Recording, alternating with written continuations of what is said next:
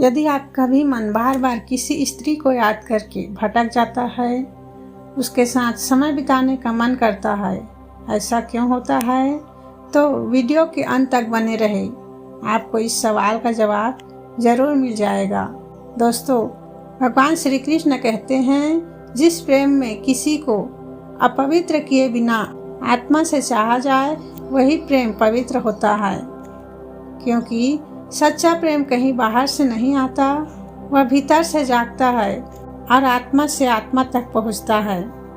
ऐसा प्रेम ना तो खोजा जा सकता है, न ही मांगा जा सकता है। वह तो ईश्वर की योजना से स्वतः प्रकट होता है।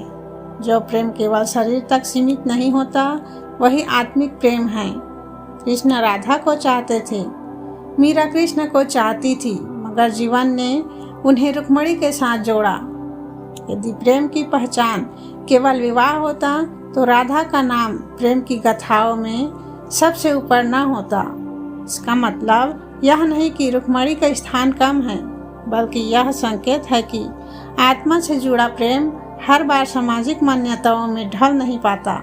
मनुष्य के दुखों का सबसे बड़ा कारण उसका मोह है। जितना अधिक मोह होगा, उतना ही गहन पीड़ा का अनुभव होगा।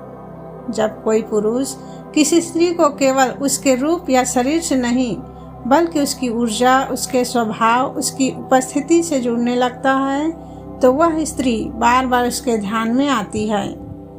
यह आकर्षण कई बार शारीरिक कल्पनाओं तक चला जाता है, मगर इसका मतलब यह नहीं है कि वह भावना गलत है। कल्पना करना पाप नहीं है, जब तक कि वह किसी की मर्यादा को नहीं तोड़ती। अध्ययनों से यह स्पष्ट हुआ है कि स्त्रियां भी पुरुषों की ओर उतना ही आकर्षित होती हैं जितना पुरुष स्त्रियों की ओर, मगर वो अपने भाव को बहुत गहराई में छुपा लेती है। यदि किसी पुरुष का व्यक्तित्व, उसकी उपस्थिति और उसकी ऊर्जा किसी स्त्री के मन को छू जाती है, तो वह स्त्री भी बार बार उसकी कल्पना में जाती है।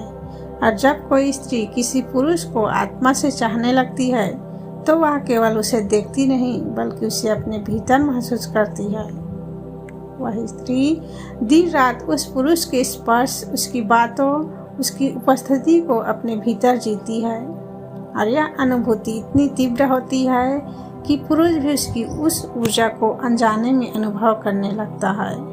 यही कारण है कि जब एक स्त्री और एक पुरुष आत्मिक स्तर पर जुड़ जाते हैं, तो भले वे एक दूसरे को छू न सके, मगर उनका आकर्षण एक अमूर्त पुल बन जाता है, जिसमें शब्दों की आवश्यकता नहीं होती।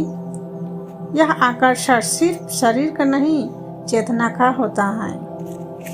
दोस्तों, और ऐसे जुड़ाव में यदि कभी यौन कल्पनाएं मन में आती है, तो वे केवल वासना नहीं होती, वे उस गहरे प्रेम का परिणाम होती हैं जिसे व्यक्ति शब्दों में नहीं कह पाता, सिर्फ महसूस करता है।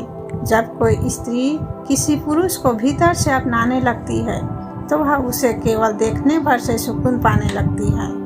उसकी आवाज़ सुनना जैसे कोई पुरानी रागनी सुनना हो, उसकी आंखों में देखना जैसे किसी नदी के किनारे बैठकर खुद से बात करना हो। और यही वह क्षण होते हैं जब वह स्त्री खुद को उसी पुरुष की ऊर्जा में ढालने लगती है।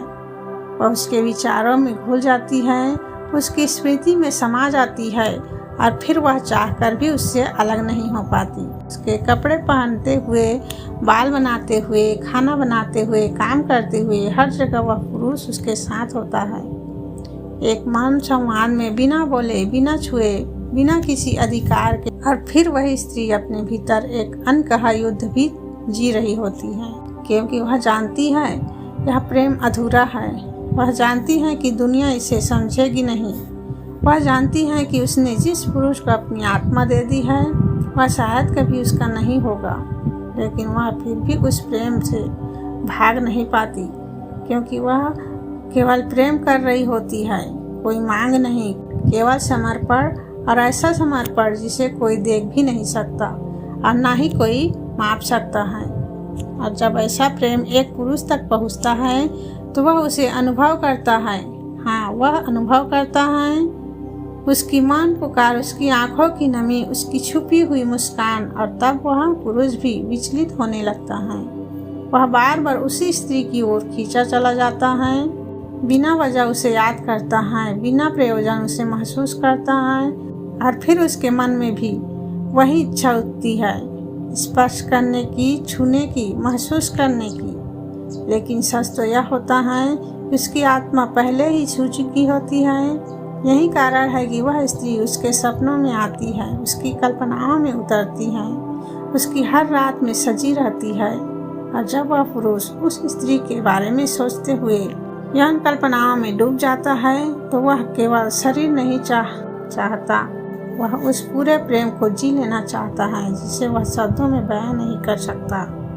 कई बार पुरुष यह सोचते हैं कि यह आकर्षण केवल वासना है, लेकिन अगर वह ईमानदारी से खुद से पूछे तो पाएंगे कि वह स्त्री उसकी चेतना में प्रवेश कर चुकी है, उसकी स्मृति में स्थायी हो चुकी है, और अब उसे निकलना आसान नहीं है। क्योंकि जब किसी स्त्री की आत्मा किसी पुरुष के हृदय में उतर जाती है, तो वह वहाँ एक घर बना लेती है, और फिर वह पुरुष अनजाने में ही उसके लिए सजने लगता है। अपने बाल ठीक करता है, दाढ़ी संवारता है, कपड़े चुनता है, और वह स्त्री बिना कहे उसका व्यवहार बदल देती है, उसकी प्राथमिकताएं बदल देती है, और वह पुरुष महसूस करता है कि वह बदल रहा है, मगर समझ नहीं पाता कि क्यों। यही वह रहस्य है जिसे श्री कृष्ण ने राधा के माध्यम से समझाया। यही वह गहराई है जिसे मीरा ने अपने कृष्ण में जिया, और यही वह प्रेम है जिसे दुनिया ने अक्सर अधूरा कहा, मगर वह अधूरापन ही उसकी पूर्णता थी। क्योंकि कुछ प्रेम पूरे होकर मर जाते हैं, मगर जो अधूरे रह जाए वे जन्म जन्मांतरों तक अमर हो जाते हैं। और आज जब आप किसी स्त्री को बार बार याद करते हैं, उसके साथ समय बिताने की कल्पना करते हैं, तो उससे पहले खुद से यह पूछे, क्या यह केवल शरीर की चाह है या आत्मा की पुकार है? क्या यह केवल आकर्षण है या वह स्त्री आपकी चेतना में उतर चुकी है? क्योंकि जब आत्मा किसी से जुड़ जाती है, तब शरीर केवल एक माध्यम होता है उस प्रेम को प्रकट करने का। वह प्रेम तो पहले ही तय हो चुका होता है, अंतरिक्ष की किसी बहुत पुरानी लिपि में, जहां आप दोनों के नाम एक साथ लिखे गए थे। और शायद इसलिए वह स्त्री भी आपको भुला नहीं पा रही, क्योंकि आत्मिक जुड़ाव का कोई अनफॉलो बटन नहीं होता। उसे ना अनदेखा किया जा सकता है, ना मिटाया जा सकता है। वह एक सूक्ष्म कंपन बनकर पूरे जीवन को प्रभावित करता है। आपकी सोच से लेकर आपकी दृष्टि, आपकी आदतें, आपके निर्णय, यहाँ तक कि आपकी सांसों की गति भी उस स्त्री की उपस्थिति से जुड़ जाती हैं। अब कल्पना कीजिए, आप उसे याद कर रहे हैं, उसके बारे में सोच रहे हैं, उसकी आंखों, होठों, मुस्कान और देह को अपने मन में बसा रहे हैं, और आप सोचते हैं कि यह केवल कामुकता है, मगर नहीं, यह उस ऊर्जा का आकर्षण है जो आपकी आत्मा को खींच रही है, उसे जिसे आपने कभी शब्द नहीं दिए, लेकिन महसूस हर रात किया, हर सुबह उसी एहसास में जागे, हर दिन उसी के साथ बिताया। भले ही वह आपके सामने नहीं थी, और वह स्त्री, वह भी उस भावना को जी रही है। वह भी महसूस कर रही है कि कोई है जो उसे इतनी शिद्दत से याद करता है, कोई है जो उसे स्पर्श किए बिना जानता है।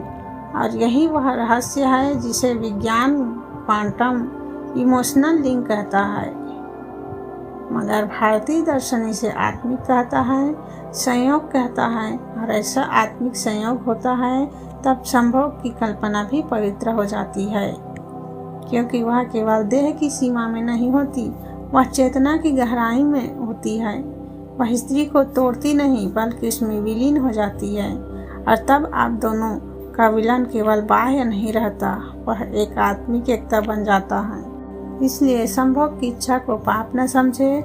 अगर वह आत्मा की पुकार से आई हो, तो वह तपस्या है, वह समर्पण है, वह पूजा है। और हाँ, अगर वह स्त्री वास्तव में आपकी आत्मा में बसी है, तो वह कभी भुलाई नहीं जा सकती, क्योंकि आत्मा जिसे चुनती है वह शरीर का इंतजार नहीं करता। वह हर जन्म में उसी के लिए जागती है, उसी के लिए रोती है और उसी के लिए मुस्कुराती है।